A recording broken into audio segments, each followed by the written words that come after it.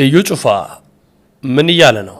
ኢየሱስ የማርያም ልጇ መሆኑ ብቻ ተገልጦልህ ፈጣሪዋ መሆኑ ከተሰወረብህ የሆነ አንዳች ያላገኘው ፓስወርድ አለ ማለት ነው። ይድረስ ለፕሮቴስታንት ወንድሞቻችን። እስትረሱን መቋቋም አልቻለም። ታውቃለህ? ከአባቱ ጽድቅ፣ ከአባቱ ክብር፣ ከአባቱ ፍቅር ለዘላለም ከኖረበት ከዛ ከአባቱ እቅፍ አሁን በሰው ልጆች ኃጢአት ምክንያት አይ በፊቱ ሊቀርብ ነው። ያንን ሁሉ ሊቀ ካህናት ሊቀ ካህናት የሚለው ትርጓሜ ሌሎች እንደሚሉት አሁን በሰማይ መቅደስ የሚያገለግል አሁን የሚፈርጥ የሚነሳ የሚወድቅ የሚነሳ የሚማልድ ማለት አይደለም። የሚለምን ማለት አይደለም። ሊቀ ካህናት ማለት በማርያም አላፍርም ማንን ምፈራ መስላችኋል? አውባሪ you're hating us ሰሞኑን እንገራችሁ ይህ ብትሸከም ኖሮ ውስጥ ላይ ምቀኝነትና ወረኝነት አትጎናጸፍም ነበር። የተወደዳችሁ ቤተሰቦቻችን እንዴት አላችሁ? ይህ ያሮስ ነው። ያሮስን ምርጫችሁ እያደረጋችሁ እስካሁን ስለምትከታተሉን እጅግ አድርገን እናመሰግናለን። ዛሬም እንግዲህ እናንተን ያስተምሯችኋል ይመክሯችኋል ያሰብኩትን የተለያዩ የቪዲዮ መረጃ ማስረጃዎችን ይዤ መጥቻለሁ። በቀጥታ እንግዲህ ወደ መረጃዎቻችን ነው የማመራው። ይህንን ማስታወቂያ እንከታተል። ተከታትለን ተመልሰናል። ስለዚህ ሁላችሁም በአስቸኳይ ቡክ በማድረግ ቀድማችሁ ቦታ ያዙና ያው አስቸኳይ የሆኑ ነገሮችን አጣዳፊ የሆኑ ሀሳቦችን እናንተ ውስጥ የሚመጡትን በሙሉኛ እንደናንተ ተረክበን ሰርጋችሁን፣ ሽምግልና፣ ክርስትና፣ ልደት ሁሉ ነገራችሁን በደንብ አድርገን አሳምረን የምንሰራላችሁ ነው። ማስረጃ ነው በነገራችን ላይ የምናቀርብላችሁ ነው የሚሆነው። ወደ መረጃዎቻችን እናምራል። ስለዚህ የመጋቢ ሐዲስ ኢንጂነር ነቃ ጥበብ ከፍ ያለው ሊቀ ካህናት ይላል። ተከታተለን እንመለስ። ሊቀ ካህናት የሚለው ትርጓሜ ሌሎች እንደሚሉት አሁን በሰማይ መቅደስ የሚያገለግል አሁን የሚፈርጥ የሚነሳ የሚወድቅ የሚነሳ የሚማልድ ማለት አይደለም። የሚለምን ማለት አይደለም። ሊቀ ካህናት ማለት የካህናት አለቃ ማለት ነው። የካህናት መሪ ማለት ነው። የካህናት አዛዥ ማለት ነው። በሁለት ነገር፣ አንደኛው ካህናትን የሚሾማቸው እሱ ስለሆነ የካህናት አለቃ ይባላል። የሚመርጣቸው እሱ ስለሆነ አንደኛ። ሁለተኛ ካህናት የሚያገለግሉበትን የአገልግሎት መስዋዕት የሚሰጣቸው ክርስቶስ ነው፣ ወይም የሰጣቸው ክርስቶስ ነው። ራሱን የሚሰዋ ካህን የለም። የራሱን ስጋ የሚሰዋ ሊቀ ጳጳስ የለም። የራሱን ደም የሚያቀርብ ጳጳስ የለም። እንኳን ሊቀ ጳጳስ ይቅርና የምናከብራቸው ሰማዕታት የምናከብራቸው ቅዱሳን የነሱ ስጋ አይቆረስም፣ የነሱ ደም በዚህ ቤተክርስቲያን አይፈስም፣ ምግብ ሆኖም አይቀርብም። የሚቀርበው የጌታ ስጋ የጌታ ደም። ይሄ ቦታ የቅድስት ሐና የእናታችን የቅድስት ሐና መታሰቢያ ያለበት ቤተ መቅደስ ነው። የሚቀርበው ክርስቶስ ከመቤታችን የነሳው ስጋ እንጂ የቅድስት ሐና ስጋ አይደለም መስዋዕት ሆኖ የሚቀርበው። ራሱን የሚያቃጥል ካህን የለም። ራሱን የሚሰዋ ካህን የለም። የጌታን ስጋ ነው የሚያቀርበው፣ ጌታን ደም ነው የሚያቀርበው። ስለዚህ ክርስቶስ ለካህኑ አለቃው ነው፣ ለሊቀ ጳጳሱ አለቃው ነው፣ ለፓትርያርኩ አለቃው ነው ክርስቶስ። በዚህ ምክንያት ሊቀ ካህናት ይባላል። አስቀድሞ ለዚህ አምሳል መርገፍ የሚሆነውን መስዋዕቱን ከእንባ ጋር ክርስቶስ ሐሙስ ምሽት አቀረበው። ክብርና ምስጋና ለስም አጠራሩ ይሁን። አመስግኑ።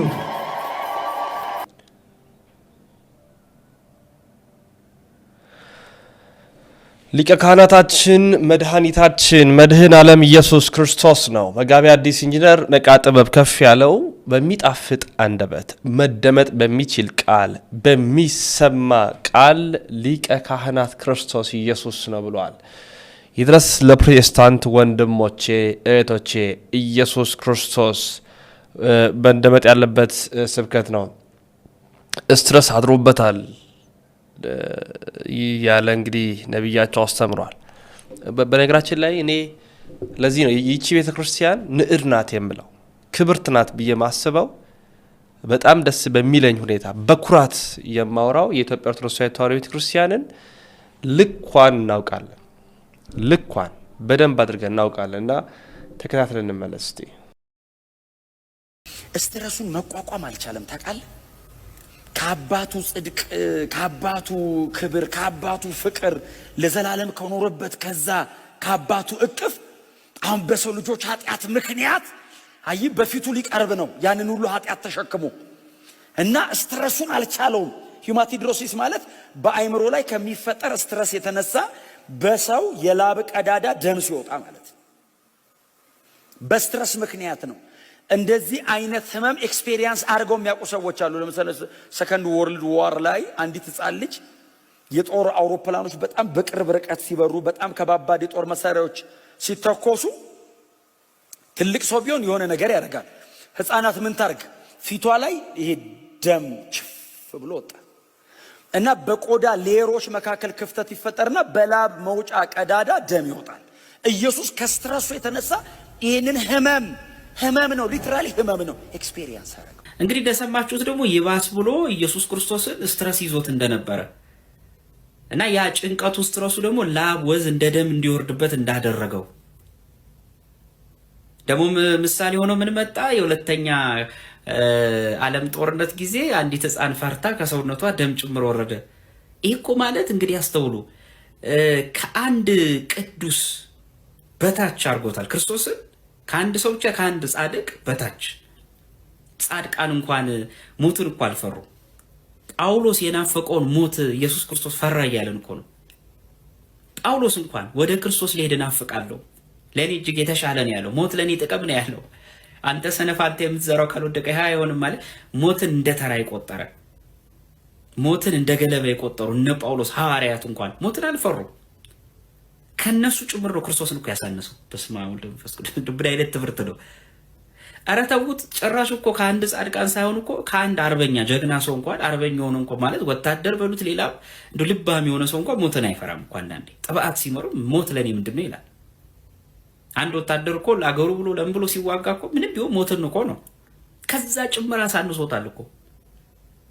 ይሄ ነው ትምህርት። ይሄ ነው እናንተ ለዘላለም ሕይወት የምታሻግሩ። 3 ደቂቅና ዳንኤል ያልፈሩትን ሞት ኢየሱስ ክርስቶስ ፈራ። ደግሞ በዛ ላይ ስትረስ ያዘው፣ ጭንቀት። ሎቱ ስብሐት። በስማ ምኑን አምላክ ሆነ ታዲያ? እንደውም ከአምላክነት አስወርዳችሁት እንደው እንዳንድ ተራ ሰው።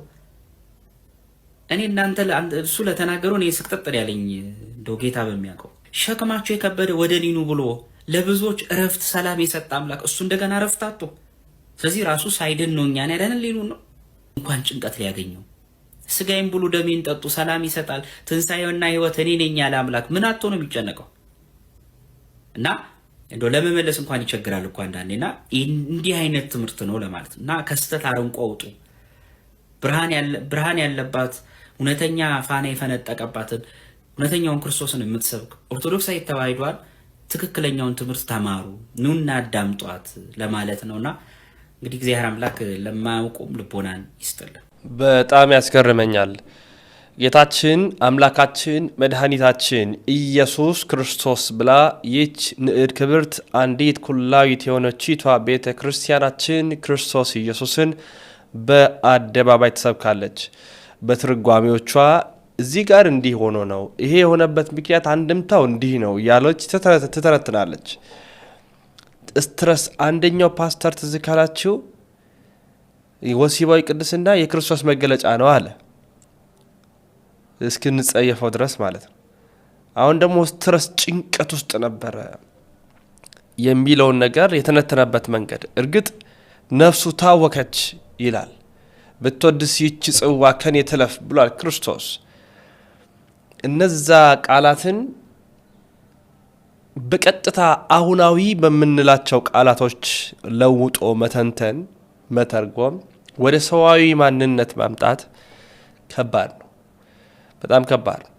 ያም ነው አሁን በፕሮቴስታንት ቤተ እምነቶች ውስጥ እያየን ያለናቸው ስህተቶች እነሱ ናቸው። ስለዚህ ትክክል ነው ብለን አናምንም። ያው የነሱ አባት ደግሞ አለ እዩ ጩፋ ተብየው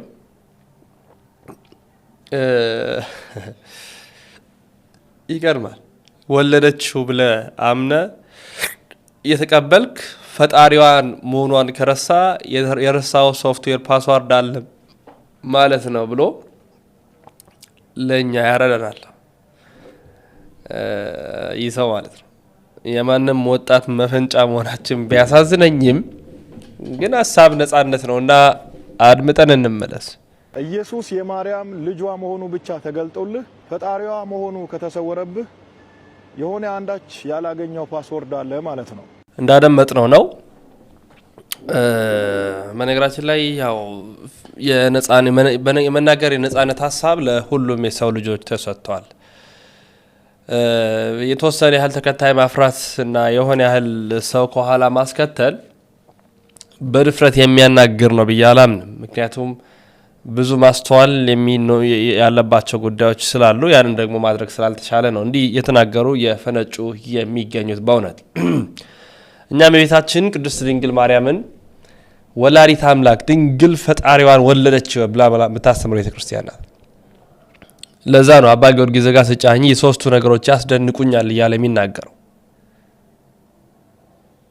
በጣም በሚያስደንቅ ሁኔታ አባቱ የማይቀድመው ልጅ የፈጠራትን የወለደች እናት እና የወለደችውን ያስገኘ ፈጣሪ ነው። ሶስተኛው ባለሳሳት አባቱ የማይቀድመው ልጅ የፈጠራትን የወለደች እናት እና የፈጠራትን አንዱን ተሳስቻለሁ አረሙኝ። የአባ ጊዮርጊስ ዘጋስጫ ሶስቱ አስደናቂኝ ነገሮች ያስደንቁኛል ይላቸው። ሁለቱ እነዛ ናቸው። እመቤታችንን ወላዲተ አምላክ እንላለን። አምላክን የወለደች እመ አምላክ እንላለን። የአምላክ እናት እንላለን።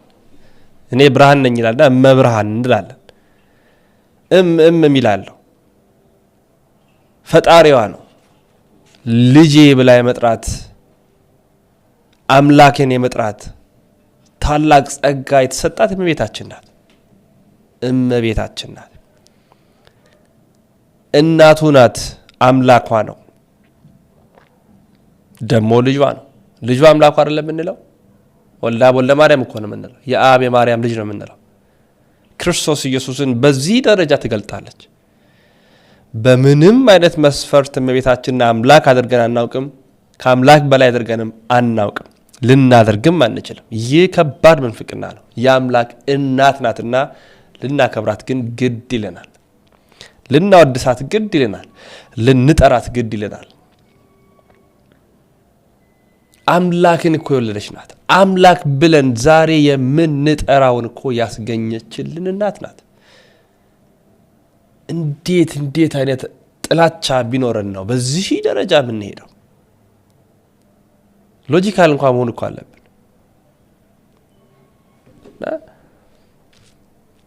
በጣም ያስገርመኛል። ወንድማችን አዶናይ አላፍርባትም ይለናል። አናፍርባትም እኛ እና ማንን እንፈራ መስላችኋል? አሁን ባዲ you're hating us ስሙን እንገራችሁ። ይህ ብትሸከም ኖሮ ውስጥ ላይ ምቀኝነትና ወረኝነት አትጎናጸፍም ነበረ። አትጎናጸፍ ነበረ። ወረኛውላ የታባ ስለ ማርያም እያላችሁ ጻፉ እስቲ። እንደ ሁላችሁም ማርያም በቃ ሌላ ምንም አትበሉ። ማርያም እማምላክ ያላችሁ ጻፉልኝ። ሁላችሁም ይሄንን በደንብ አስተጋቡልኝ። ቀሲስ ዶክተር መዝገቡ ካሳ በቀንዲል ሚዲያ ላይ ቀርበው አስደናቂ መልስ ሰጥቷልና በጣም የወደድኩት ሐሳብ ስለሆነ ተከታትለን እንመለስ። አንተ የእግዚአብሔር ልጅ ነህ፣ የምታደርገውንም ታምራት የምታስተምረውንም ትምህርት አይተን በእርግጥ ከእግዚአብሔር እንደመጣ አውቀናል ነው እኮ ያለው ኒቆዲሞስ ሲናገር። እዛ ላይ አስተውለው ከሆነ እና ማወቁን ነው የሚናገረው። ማወቅ መልካም ነው፣ ግን ምንድን ያለው ጌታችን በማወቅ አይዳንም። ማወቅ ማለት የነፍስ እውቀት ነው። በስጋ በስሜት ባይን የሚዳሰስ በእጅ የሚዳሰስ ነው ሳይንሳዊ እውቀት። በአይምሮ ደግሞ የእግዚአብሔር ልጅ እንደሆነ አገናዝቦ የምታስተምረው ትምህርት የምታደርገው ታምራት። ያቺም ሳምራዊቷ ሴትም ራሱ ሁሉ ኃጢአቷን ሲገልጽባት እንደ እግዚአብሔር ነብይ አይሃለሁ ብለዋለች፣ እያወቀች ስትመጣ ማለት ነው። ወይንም እዛ በፊልጶስ ቂሳሪያ የሰው ልጅን ማን ይሉታል ብለው ሲላቸው ኤርሚያስን ሙሴን ምናምን ያሉት ለምን እንደ ነቢያት ስለሚናገር እንደ ነቢያት ታምራት ሙት ስለሚያስነሳ ኮረስፖንድ አድርገው አገናዝበው ማለት ነው። በሰዋዊ አይምሮ ወይንም ይሄ ኮሄረንት ቲዮሪ የሚባል ኮረስፖንዳንት ቲዮሪ የሚባል የእውነትን ማረጋገጫ መንገዶች የሚሆን እንደ ሰው ነው ያገናዘቡት። ሲያዩት እንደ ነቢያት ነው የሚያስተምረውም፣ እንደ ባለስልጣን ነው። ሙት ያስነሳል፣ ታምራት ያደርጋል። ስለዚህ ነብይ ሳይሆን አይቀርም የሚል ማለት ነው። እናንተስ ማን ትሉኛላችሁ ሲላቸው ግን ቅዱስ ጴጥሮስ ምን አለ? አንተ የእግዚአብሔር ልጅ ነህ።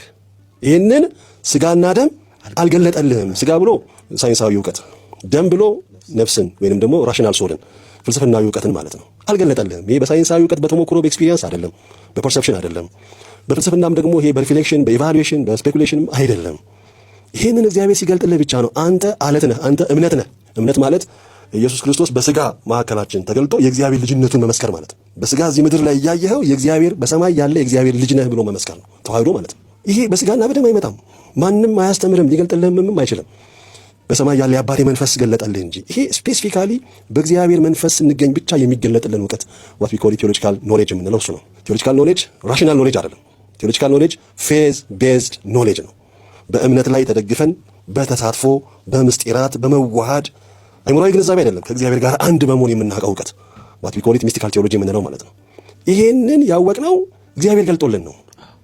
ስለዚህ ለኒቆዲሞስ ምን አለው? እውነት እውነት እልሃለሁ ከውሃና ከመንፈስ ካልተወለድክ በቀር ወደ እግዚአብሔር መንግሥት ከቶ መግባት አትችልም። አትድንም ነው። በስጋችን ስላደግን አካላችን ስለፈረጠመ ምናምን አንድንም። አይምሮአችን በጣም ጥልቅ አገናዛቢ መርማሪ መጽሐፍ ቅዱሳዊም ይሁን ከመጽሐፍ ቅዱስ ውጭ የሆነ ፍልስፍና ስለተረዳህ በአይምሮ ስለበሰልክ አትድንም። በእውቀት አይደለም የሚዳነው፣ ማወቅ ያስፈልገናል።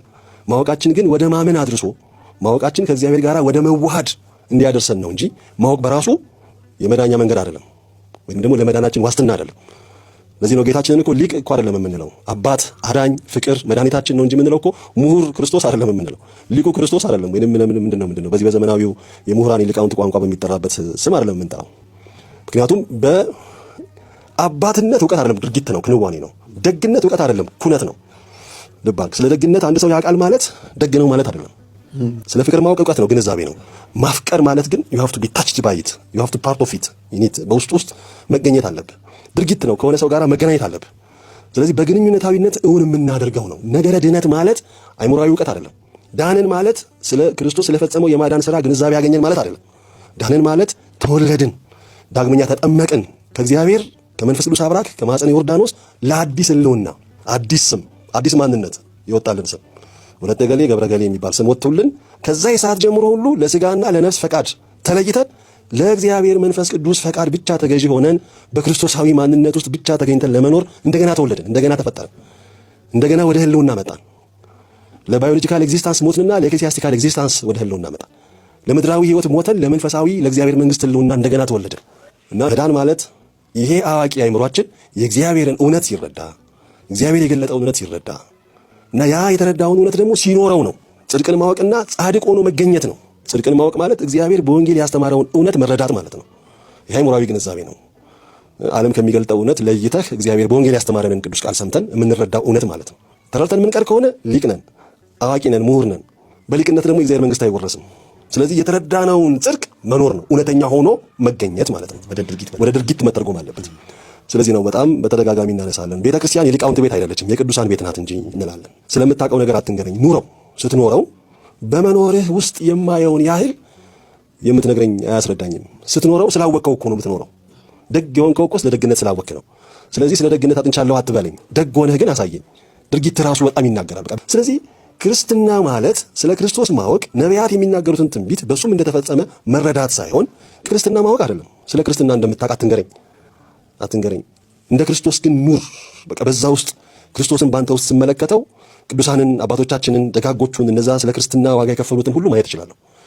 ለዚህ ነው ክርስትና የሚነገር አይደለም የሚኖር ነው። እና የተወደዳችሁ ውድ ቤተሰቦቻችን እንግዲህ እንዳደመጥነው ነው የመምህራችን ቀሲስ ዶክተር መዝገቡ ካሳ በጣም ብዙ ሀሳቦችን አንስተዋል። ምናልባት በቀጣይም እንደ አዲስ ቪዲዮችን የማቀርብላችሁናል። ከሰሞኑ የተሰሙ ወቅታዊ ጉዳይ መረጃዎችን ይዣለሁኝ፣ እነሱን ላስደምጣችሁ።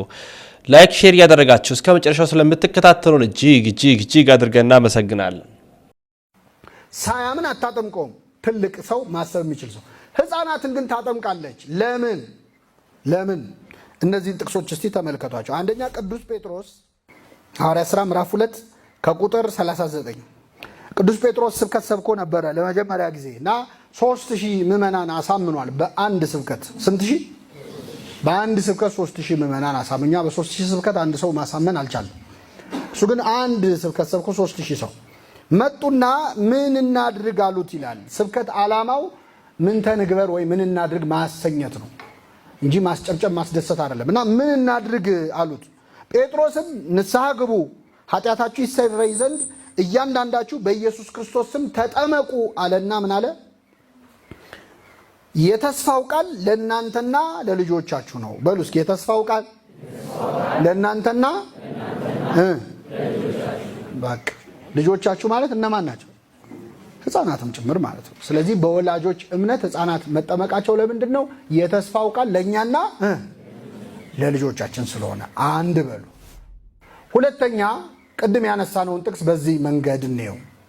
ሰው ዳግመኛ ከውሃና ከመንፈስ ካልተወለደ ወይም ካልተጠመቀ በቀር የእግዚአብሔርን መንግስት አይወርስም አለ። ሁለት ጥቅሶች ግራና ቀኝ ላሳያችሁ።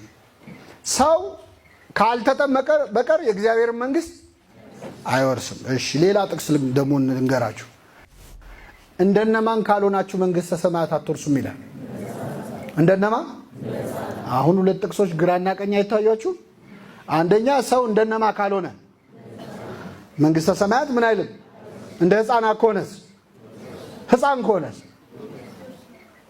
ከሆነስ? በጣም ጥሩ። ሰው ዳግመኛ ካልተጠመቀ በቀር ዳግመኛ ከዋና ከመንፈስ ካልተወለደ በቀር የእግዚአብሔር መንግስት። ስለዚህ መንግስተ ሰማያት ለመግባት ሁለት መስፈርት ተናገረ ክርስቶስ። አንደኛ መጠመቅ፣ ሁለተኛ እንደምን መሆን። ስለዚህ ህፃናት ለመንግስተ ሰማያት ብቁ ናቸው አይደል? ለመንግስተ ሰማያት ብቁ ከሆኑ ለመንግስተ ሰማያት ለምታበቀው ጥምቀት ብቁ አይሆኑ? ገብቷቸዋል አይደል? እንኳን ለጥምቀቷ ለመንግስተ ሰማያትም እንናቸው ብሏል ክርስቶስ። ብቁ ናቸው ብሏል። ስለዚህ እግዚአብሔርን ልጅነት ለማግኘት ለመጠመቅ እግዚአብሔር አይከለክ። ህፃናትን ተዋቸው ወደ እኔ ይመጡ ዘንድ የምትለው ቤተክርስቲያን ነች። ክርስቶስ ነው ኑ ተዋቸው። ወደሱ የሚመጡት መጀመሪያ ደግሞ በጥምቀት ነው። ቁርባን አትከልክሏቸው፣ ቃሌን ይስሙ አትከልክሏቸው ነው። ስለዚህ ህፃናትን እናስጠምቃለን። እኔ ልጄ በደንብ ሲገባው ነው የሚሉ ሰዎች የሚገርማችሁ፣ ለምሳሌ ልጆቻችንን ክትባት እናስከትባለን። አታስከቱም? ምግብስ? እኔ ልጄ አድጎ የክትባት ጥቅም በደንብ ሲገባው ነው ማስከትበው የሚላለ። ልጄ የተመጣጠነ ምግብ ምን እንደሆነ እስኪገባው አላበላም የሚል ወላጅ አለ? የለም። እያለቀሰ ታጎርሰዋለ፣ ካልበላ ስለማይኖር ማለት ነው። ከጥምቀትና ከክትባት የቱ ይብሳል? ስለዚህ ሌላ ነገር ላይ የማንለውን ነገር እዚህ ላይ ባንራቀቅ ጥሩ ነው፣ ያስተዛዝበናል። ልጨምርላችሁ፣ ልጃችን አያድርገውና እኛ ብንሞት፣ ወላጆቹ እናት አባት ብንሞት፣ ሀብት ንብረት ብዙ ቢኖረን ልጁ ህፃን ነው ስለዚህ ይቅርበት ይባላል? ፍርድ ቤት ሄዶ ፈርሞ መውረስ ይችላል? ምንድነው የሚደረገው? ሞግዚት አይደለ? ለምንድን ነው ሞግዚት የሚደረገው? ሀብቱ ምን እንዳይለው ነው? እንዳያመልጠው። የእግዚአብሔር መንግስት ሲሆን በሞግዚት የማይወረሰው ለምንድን ነው? የአንተን ቅራቅንቦ መሬትና መኪና ለመውረስ ሞግዚት ወስደ ፍርድ ቤት የምታስፈርም ሰውዬ ለዘላለም ህይወት ሲሆን የምን ሞግዚት ነው አይባል። ቤተክርስቲያን ገብቷታል። ዘላለማዊ ርስት ነው። ለምድራዊ ርስት እንኳን ሰው ይፈርማል እኮ አይደል? ስለዚህ ሄደን ፈርመን ይህንን ልጅ ቃል ገብቻለሁ ብለን እናነሳዋለን። እና የአእምሮ ህመምተኞች ሌሎች አይጠመቁም ማለት ነው በዚህ አይን ከታየ። የሚገርማችሁ ቅድም ያልኳችሁ ከፕሮቴስታንት ወገን ቀስ ብለው በሂደት ተቀበሉ ያልኳችሁ እኔ ስገምት ልክ ላልሆን እችላለሁ። ልጆቻቸውን ይዘው መሄድ ያምራቸዋል እኮ አይደለ? ፕሮቴስታንቶቹ ቤተክርስቲያን ይዘው መሄድ ይቻላል አይቻልም? ይዘው ሊሄዱ ሲሉ ግን ይሄ ልጅ አድጎ አምኗል አላመነም። ስለዚህ እሱን ይዞ መሄድም ኃጢአት ሊሆን ነው። ስለዚህ የማይሰራ ህግ ሰርቶ ከመሰቃየት አምላካችን ኢየሱስ ሐዋርያትም በየቤቱ እየሄዱ ከነ ቤተሰብ ያጠምቁ ነበር ይላል። ከነምን? ሐዋርያት ስራ ላይ ቤት ሄዳችሁ ስታነቡት 9 ጊዜ አጥምቀዋል ሐዋርያት። ከነመላ ቤተሰብ አጠመቁ ይላል። ስንት ጊዜ? ከቤተሰብ ሲል ህፃናትን ይጨምራል አይጨምር? ወይስ ሐዋርያት ህፃን የሌለበት ቤት እየፈለጉ ነው የሚያጠምቁት? ሊሆን አይችልም። ህፃን ባይኖር ኖሮ ደግሞ ህፃን አልነበረበትም ይላል መጽሐፍ ቅዱስ። በምን አወቅ ካላችሁ እኛ መጽሐፍ ቅዱስ እናውቃለና። መጽሐፍ ቅዱስ ህፃን ከሌለ ህፃን የለም ማለት ችግር የለበትም። ታስታውሳላችሁ? ክርስቶስ አሳና እንጀራ አበርክቶ አበላ። ስንት ሰው በላ? ስንት ሰው? ጥርግ አድርገው የሚበሉት ማለት ጎረምሶቹ ወንዶች። ምን ይላል ወንጌሉ? ሴቶችና ህፃናት ሳይቆጠሩ የበሉት ስንት ነበሩ? 5000 ወንዶች ነበሩ። ያው ሴቶች ስለማይበሉ ማለት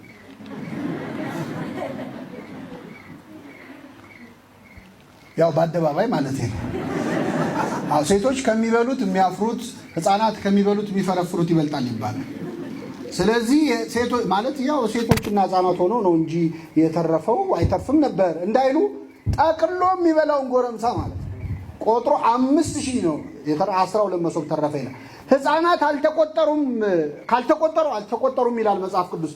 ለምግብ ህፃናት የሉበትም ካለ ሳይቆጠሩ ካለ ለጥምቀት ህፃናት ባይኖሩ አይኖሩም ይላል መጽሐፍ ቅዱስ። ችግር የለበትም ግን አላለ። ከነ ቤተሰቡ ተጠመቁ ሲል ሕፃናትንም ይጨምራል። ለልጆቻችን የምናደርገው የመጨረሻ ስጦታ ደግሞ መንግስተ ሰማያት ማውረስ ነው። መሬት ከማውረስ በላይ አይደለም? አዎ በምትችለው። ከዛ ውጭ ግን የመጠመቅ ዕድል ሳያገኙ የኖሩ ልጆች የሞቱ ልጆች እንዴት ይሆናሉ? ፍርዱ የማን ነው? የእግዚአብሔር። ቤተክርስቲያን ሐኪም ቤት ነች እንጂ ፍርድ ቤት አይደለች። እዚህ ፍርድ አንሰጥም። እነገሌ ይኮነናሉ፣ ይጸድቃሉ። እዚህ ካልክ ጌታ እስኪመጣ ድረስ አትፍረዱ ይላል ቅዱስ ጳውሎስ። ማን እስኪመጣ? ጠብቁ ዳኛውን። ምን አገባችሁ እናንተ? ምን ይመለከታችኋል? እኛ እዚህ ቁጭ ብለን ገሌ እንዲሆናል አንልም። ለመዳን ጥምቀት ያስፈልጋል ተብለናል። እኛ ምንችለው እንጠመቃለን። ያልተጠመቁት ሰዎች ደግሞ እግዚአብሔር ነው የሚያያቸው። ጥያቄዎች። ያመነ የተጠመቀ ይድናል ተብሏል። ያላመኑ ክርስቶስን ለማወቅ የተለያየ ሁኔታዎች ያልፈቀደላቸው፣ በእኛ ክርስቶስን አለመምሰል ምክንያት ትክክለኛውን ክርስቶስ ማወቅ ያልቻሉ ፈጽሞ 100% የመዳን ተስፋ የላቸውም። ልክ መልሼው ጨርስ ጥያቄው መጣ። አዎ እንዲህ ያለ ነገር ፍትሐ እግዚአብሔር ነው። ከዛ ውጭ ግን ሰዎች መረጃ ለምሳሌ ጨርሶ ስብከት የማያገኙ ሰዎች አሉ አይደል? የእግዚአብሔር ቃል ያልሰሙ እነዚህ ሰዎች እንዴት ይሆናሉ? አሁን አንዳንድ ሰው ሲጠይቅ ለምሳሌ በጣም ሪሞት ኤሪያ እዚህ ኢትዮጵያ ውስጥም ሆነው ራቁታቸውን የሚሄዱ ምናምን አሉ አይደል? አሁን እነሱ እንዴት ነው የሚሆኑት? መንገድ የሌለበት፣ መብራት የሌለበት፣ ምንም አይነት ኢንፍራስትራክቸር የሌለበት ቦታ ላይ የሚኖሩ ሰዎች እነዚህ አሁን ሊኮነኑ ነው አልተጠመቁም ተብሎ የሚጠይቅ ሰው በመጀመሪያ መንገድና መብራት አልገባም ማለት እግዚአብሔር አልገባም ማለት ነው። እግዚአብሔር በእኛ ፋሲሊቲ ተጠቅሞ የሚገባ ከመሰለን ተሳስተናል። እግዚአብሔር በአንድም በሌላም ይናገራል። ሰው ግን ምን አይለውም ይልና በህልምም በራእይም አፍላ እንቅልፍ በሰው ላይ ወድቆ ሳለ እንደውም በራሱ መንገድ ያናግራቸዋል እግዚአብሔር። በጣም በሚገርም ሁኔታ እኛ እንደዚህ ሰባኪ አትሮስ ብላም ተዘርግቶ ነው ስብከት የሚመስለናል። እግዚአብሔር በራሱ መንገድ ያስተምራቸዋል። ቦታውን በትክክል ስሙን ምናምን ልሳሳት እችላለሁ። እኔ አንድ ወንድሜ የነገረኝን ልንገራችሁ። እዚህ ደቡብ ኦሞ ላይ አገልግሎት ሲሰጥ የተከሰተ ነገር ነው።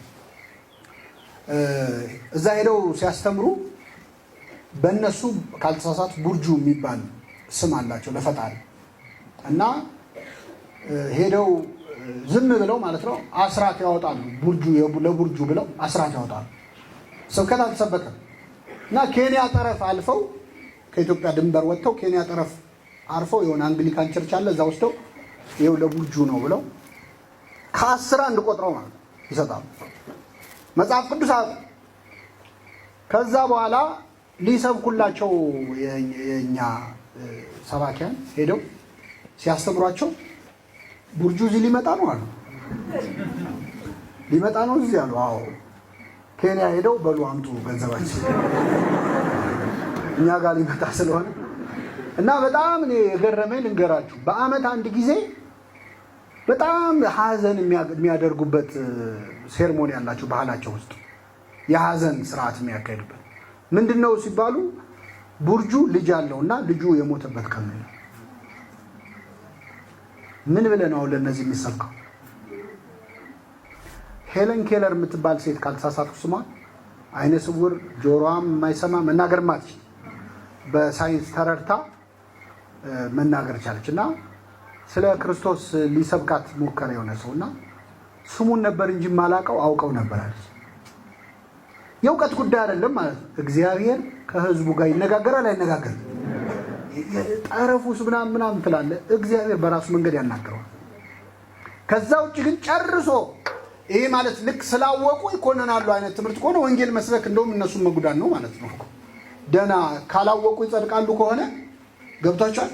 ያላወቀ የሚጸድቅ ከሆነ እኔ እጄ ስሰብከው የመጽደቅ ድሉ ላበላሽበት ነው አይደል? ስለዚህ መስበክ የለብኝም ማለት ነው። እንዳመጣ ሰባኪ እንዳመጣ ለምን ካላወቁ ጸድቃለሁ አይነት ትምህርት እንደዚህ የለም። ምንም ያላወቁትን ሰዎች ግን ቅዱስ ጳውሎስ በግልጽ ቋንቋ መልሶልናል። በህግ ያሉ በህግ ይፈረድባቸዋል፣ ያለ ህግ ደግሞ የሚኖሩ ሰዎች በተፈጥሮ ህግ በህሊና ህግ ይፈረድባቸዋል ይላል። በምን ህግ? በህሊና ህግ። አሁን አትግደል የሚለውን ህግ የማያውቅ ሰው አለ አይደል? ሰው መግደል ግን መጥፎ መሆኑን እንደው ሰው ያውቃል አያውቅም? ይሄ መጽሐፍ ሲጻፍ አያስፈልገውም። በህሊና ህግ ማለት በኮመን ሴንስ ማለት። ስለዚህ በዛ በተሰጠው ልክ እግዚአብሔር ይፈርድበታል። ከሰጠው በላይ ግን አይፈርድም። ካልዘራበት አያጭድም፣ ካልበተነበት አይሰበስብም። ካልዘራህበት የምታጭድ ካልበተንክበት የምትሰበስብ ነህ አለው ይላል ያ ሐኬተኛ ባሪያ። እግዚአብሔር ካልዘራበት አያጭድም፣ ሳያስተምር አይፈርድም። የተወደዳችሁ ቤተሰቦቻችን የዛሬ መረጃዎቻችን ይህን ይመስላሉ። በሌሎች መረጃዎች የምመለስ ይሆናል። እስከዚያ ተሰናበትኩኝ። ሰናይ ቆይታ ይሁንላችሁ። ይህ ያሮስ ነው። ይህን ማስታወቂያ ተከታትለን እንመለሳለን። ሰላም ጤና ይስጥልን። እንዴት አላችሁ? ታላቅ የሆነ የምስራች ሐዋሳና በሐዋሳ ዙሪያ ሌላም ቦታ ያላችሁ ለእናንተ እነሆ። ሰርጋችሁን ቤት ለማድረግ አሰባችሁ? ምናልባት ሰርግ ሲመጣ ብዙ ጭንቀቶች ይመጣሉ። የምግቡ ጉዳይ አሳሳቢ ነው። ስለ አዳራሹ ጭንቀቱ የሚያቆም አይደለም። የምግቡ ጉዳይ ብቻ ሳይሆን የዲኮሩ ጉዳይ፣ የካሜራ ሁኔታ ከሽምግልና ጀምሮ እስከ መልስ ያለውን እንዴት አደርጋለሁ? መኪናውንስ ምን ሊሆን ይችላል? እኛ አሰናርተን እናቀርብላችኋለን። ምክንያቱም ያሮስ ኢቨንቶች ነን።